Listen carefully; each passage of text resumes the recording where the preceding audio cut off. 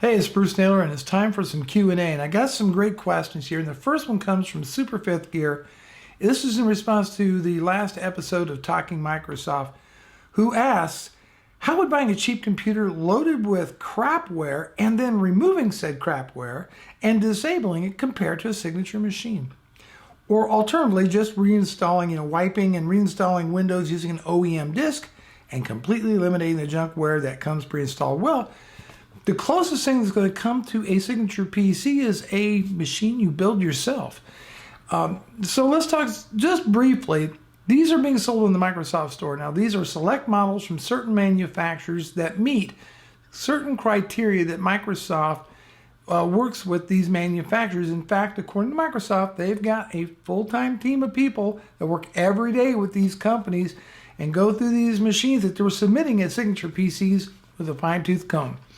Microsoft claims that boot times are improved by about 4% and shutdown times improved by roughly 35% on a signature PC, and they continue to do so for a long time, much more longer than a machine that you would get normally with all the crapware and blow stuff. These machines are for people who don't want to get a machine that's got Norton pre-installed on it and all the junkware. In fact, Microsoft claims that the average pre-built PC ships with over 19 pieces of bloatware pre-installed.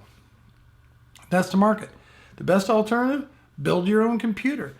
However, this is not something most people are willing to do. You watch a tech channel, Super Fifth Gear, you're a technology enthusiast, I bet you. And because of that, reinstalling operating systems and hunting down drivers and all that, hey, could be fun. It could be an adventure for you.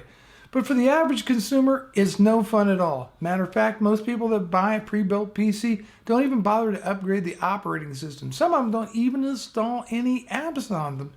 This is the market that Microsoft's going after. So, yes, you could get just as good as the experience, but getting the right drivers, making sure everything works absolutely correctly out of the box, that's what Microsoft is striving for with the signature PC. So, there you have it. Okay, the next question comes from Yellow Labrador. How you doing, Yellow Labrador? I love that handle. It says, could you talk about apps? I never really explored the App Store on Windows. Again, this says about from the last episode of Talking Microsoft. Look, I have only given a really cursory glance. So here's the thing. I currently don't own a Windows mobile device. So I can't really take adequate advantage or advantage at all of universal applications in a touch-based environment. What I have is a desktop PC. And personally, all the apps that come pre-installed with Windows 10, I have no use for. I don't even mess with them.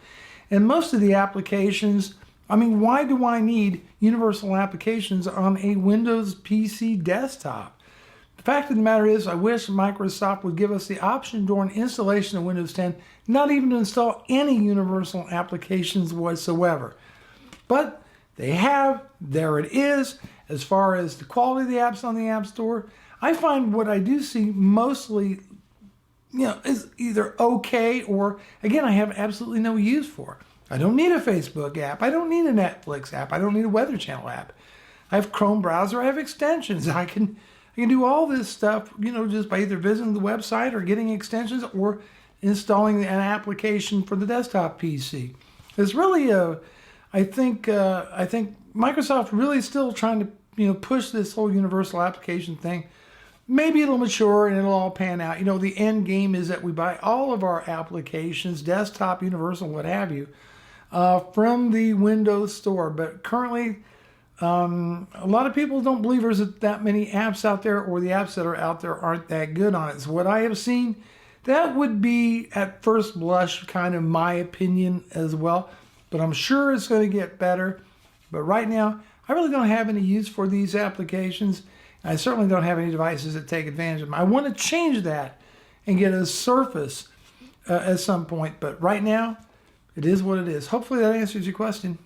Hey, the next question comes from Joe's Photo and Video Channel. How you doing, Joe? Joe's been a great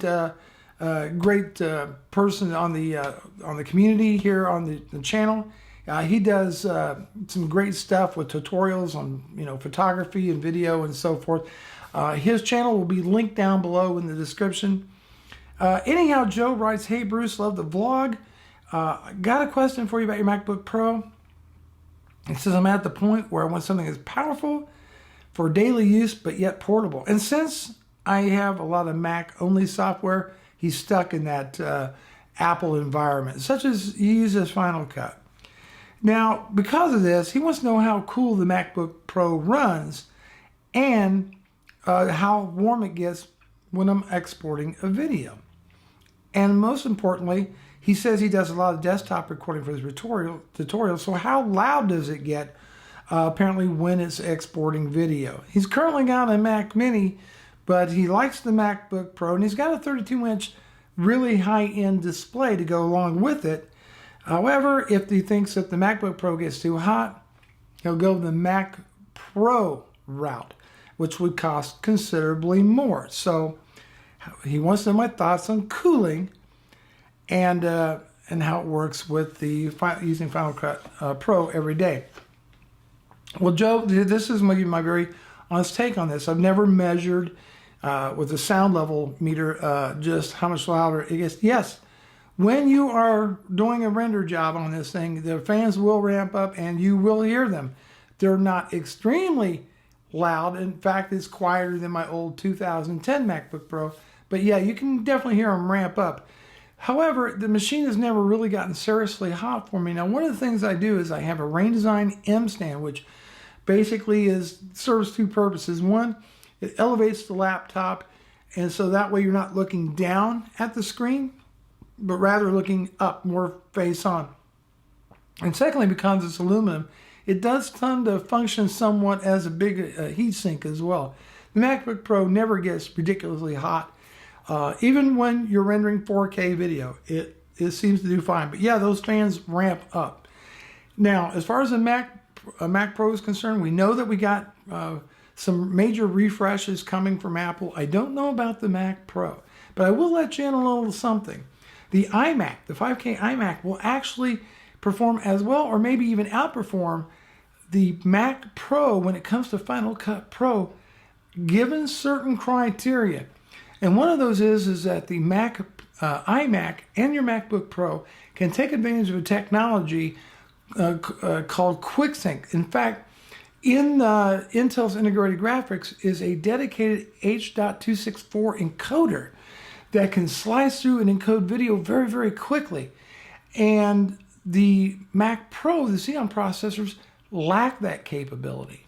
That's very important to know. So as a matter of fact, you can actually get in cheaper with a 5K iMac and actually render video even quicker than you would on your Mac Pro. Now that's under certain circumstances. If you're doing multi-pass rendering, then no. Then the QuickSync is kind of out there. It doesn't really going to work for you. But if you're happy with single pass rendering, that H.264 encoder makes all the difference in speed, and you're going to get a very powerful machine and you're going to save money. However, you said portability, and this is where the MacBook Pro shines. In fact, I think even the ones that's about ready to be shown at WWDC, and I believe they will continue to be thinner, lighter, of course, faster, yes, obviously, probably not tremendously, but have improved GPUs and other design tweaks that I think is going to make it a real winner for what you're trying to do. Don't be afraid to use the MacBook Pro all day long. Render as much video as you like. Hopefully that answers your question.